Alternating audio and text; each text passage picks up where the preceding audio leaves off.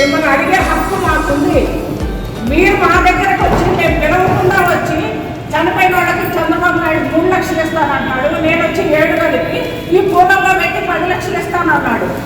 మాట తప్పాడు. ఈరోజు కోటి ఆశలతోటి వస్తే ఏదో మమ్మల్ని ఉద్ధరిస్తాడని, ఏదో మమ్మల్ని పైకి లేవనిస్తాడని చెప్పి ఆ రోజు ఓట్లేసి గెలిపించుకున్నాం. 5 సంవత్సరాలు ఏ మీటింగ్ పెట్టా స్పందించలేదు. మా కష్టాలను వెళ్ళలేదు. మేము డబ్బులు కట్టిన మా కంపెనీ తొత్తులను తీసుకుపోయి వాళ్ళని వెనక దాచుకున్నారు. ఎందుకు దాచుకున్నారో అర్థం కాదు. మా ఆస్తులు మాకు ఇవ్వని చెప్తున్నాం. మా కస్టమర్లు అందరూ ఎంతమంది 400 మంది చనిపోయి ఉన్నారు. మా 10 లక్షల కాడికి 32 కోట్లు ఇస్తే ఈయన సొమ్మేమో పోద్దా, ఈయన సొంత జేబులో చేయనా? ఎందుకు ఆలోచిస్తున్నాడు? చివరి రోజు దాకా మేము ఆలోచించాం. చెప్తాడు అది చివరి నిమిషం వరకు చూసాం. చివరి రోజు టెన్షన్ వచ్చింది మాకు. దిగిపోతున్నాడు చచ్చినోడు. మాట ఇచ్చాడు, గడువు చెప్పాడు. నవరత్నాలు ఇచ్చాడు అందరికి. 10వ రత్నం అన్నాడు. మాకు ఏం చేశాడు? మాకేం చేయలేదు. పోయే కాలం దగ్గరకు వచ్చింది. అన్ని కులాలు మా రెడ్లు వేస్తారనుకుంటున్నాడు, మా ఇంటి వేరే వాళ్ళు వేస్తారనుకుంటున్నాడు. అన్ని కులాల్లో కూడా రాయిపోయి వారు ఖచ్చితంగా దిగిపోతాడు కూర్చి. ఇప్పటికైనా మనసు కరిగి మాకు మాట ఇచ్చి మొత్తం క్లియర్ చేస్తాడు. 6 నెలలు ఇంతవరకు ఏమీ లేదు. మా బాధను అర్థం చేసుకోవాలి. మనం గుసం తగిలిపోతాడు.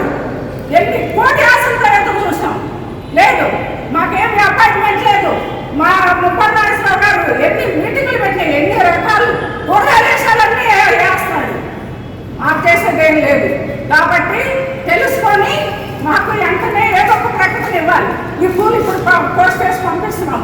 ఈ పూలల్లో పెట్టి మాకు మాట ఇవ్వాలి. ఇప్పుడు లేక రేపు కూర్చుని తిరగేస్తాం. చంద్రబాబు నాయుడు అయినా అంతే, ఆయన అయినా అంతే. మాకు ఆయన కూడా ఏదో ఒకటి మాట ఇవ్వాలి. ఆయన ఏదో ఒకటి తీసుకొచ్చాడు, ఒక లైన్లో తీసుకొచ్చాడు. జనాన్ని చచ్చిపోకుండా నిలబెట్టాడు.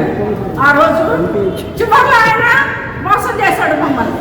బస్సు పుస్తకాలు వేశాడు, కానీ అది కూడా వాళ్ళు మనుషులు కాదనుకున్నాడు. మేము బట్టలు నొక్కుతాం, మాకు చేతులు ఉన్నాయి. మేము మనుషులుగా గుర్తించాలి. లేకపోతే ఆయన పరిస్థితి అంతే.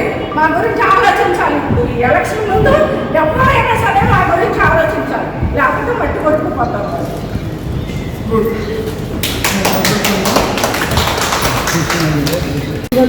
డబ్బులు కట్టారు. అగ్రిగోల్డ్ ఆఫీసు మూతపడడంతో మా అమ్మగారు గుండెపట్టుతో సరిపోయారు. పిల్లల భవిష్యత్తు కోసం దాచిన డబ్బులు ఎక్స్గ్రేషన్ కింద ఇస్తా ఉన్నారు. 10 లక్షలు ఇస్తా ఉన్నారు. ఇంతవరకు దానికి ఏమీ ఇవ్వలేదు.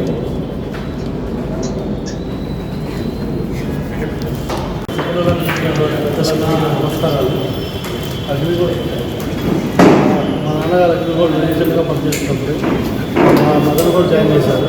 జాయిన్ చేసిన తర్వాత అగ్రిగోల్డ్ కంపెనీ మూతపడిన తర్వాత సీఎం గారు మా హామీ ఇచ్చారు, డబ్బులు ఇస్తాను, కానీ ఇవ్వలేదు.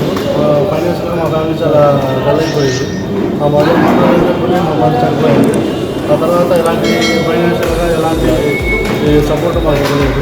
తర్వాత ముప్పా నాగేశ్వరరావు గారు మాకు ఎంతో చేతుడు వాదోడుగా ఉంది. గత కమ్యూనిటీకి రిటర్న్ అవ్వండి, ఏదో న్యాయం చేస్తారని చెప్పారు. సో సార్ మాట ప్రకారం గత కమిటీకి ఇచ్చాము. కానీ సీఎం గారు మాత్రం ఇచ్చిన హామీని తోడికి నిలబెట్టుకోలేదు. సో మాట నిలబెట్టుకోలేదు. సీఎం ఉన్నా ఒకటే లేకపోయినా ఒకటే అని మేము ఈరోజు పూలని పంపించడం జరిగింది.